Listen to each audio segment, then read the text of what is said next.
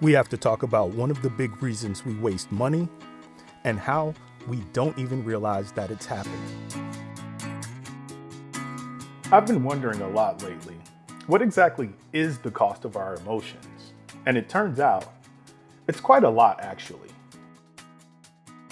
What marketers know is that most purchasing decisions depend more on emotion rather than logic. Oh no, this can't be the case, right? Not me. I'm extremely logical with my purchasing decisions. Well, that's what I thought at first too, until I realized that we speak to our identity with most of our buying decisions. Take, for example, here in the toilet paper aisle. Simple decision, right? And yet there's so much going on beneath the hood that we barely take notice of.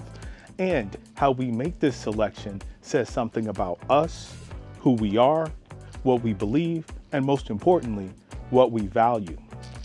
Didn't know that selecting something to wipe your ass with could be such a psychological gauntlet, did you? And yet, it kinda is. Do you buy whatever's on sale? Maybe you value a deal. What does that say about you? Did you even check to see if the sale item was actually a better deal? If so, what does that say about you? Do you just buy whatever's cheapest? Do you buy a specific brand? Do you always buy the brand that you perceive as the best? Do you just pick something middle of the road? Even if you told me that you would just buy the first thing that you saw on the shelves, this would tell me something about you and what you did and didn't value. Now, this is where it gets sticky. No matter what that choice is, that choice was made for a reason. And that reason is tied to a belief. And knowingly or not, that belief is tied to an emotion. John Mercer says it best in his article about emotional beliefs. He states, because rationality depends on emotion, and because cognition and emotion are nearly indistinguishable in the brain, one can view emotion as constituting and strengthening beliefs such as trust, nationalism, justice, or credibility. Simply stated, there is an emotional component to judgment.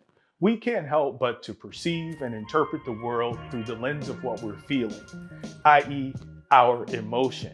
But unfortunately, our emotions aren't always the most reliable narrator and can lead us to see things inaccurately.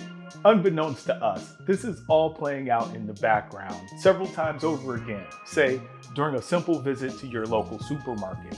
We only really become aware of the process when purchasing high dollar items. Otherwise, we're constantly weighing options, assessing value, and making selections based on our beliefs, which are built on the tractable foundation of our emotions. But herein lies the problem. The whole process can be manipulated by selling to us based on an appeal to our emotions. And since our emotions are unreliable, so too can be our purchasing choices. And as a result, we can make decisions that don't really serve our benefit. I mean, have you ever bought something just because it's on sale? And when you really think about it, is that a rational decision? Also, we can't take for granted how often we're buying things that really aren't what we're buying. One of the best examples of this that I can think of is ladies' handbags. The stated purpose of a handbag is for carrying keys, wallet, money, etc. And if this were true, the only thing that should matter about a handbag is both convenience and functionality.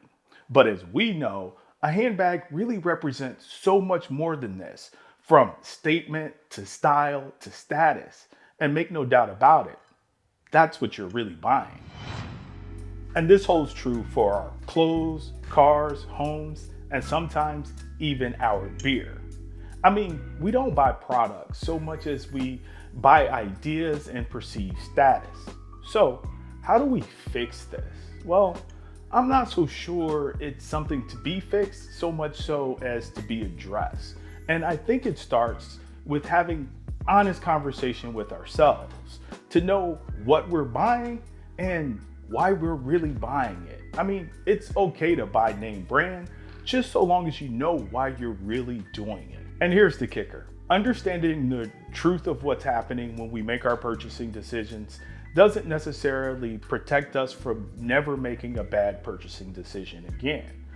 But understanding the truth of what is happening does at least give us a fighting chance toward making more of the right decisions. When it comes to the consumer marketer relationship, I just don't want us showing up to the proverbial gunfight with a knife. And on this channel, one of the things that we really try to do is to try to cut through all of the noise to see the honest value in a product relative to its market.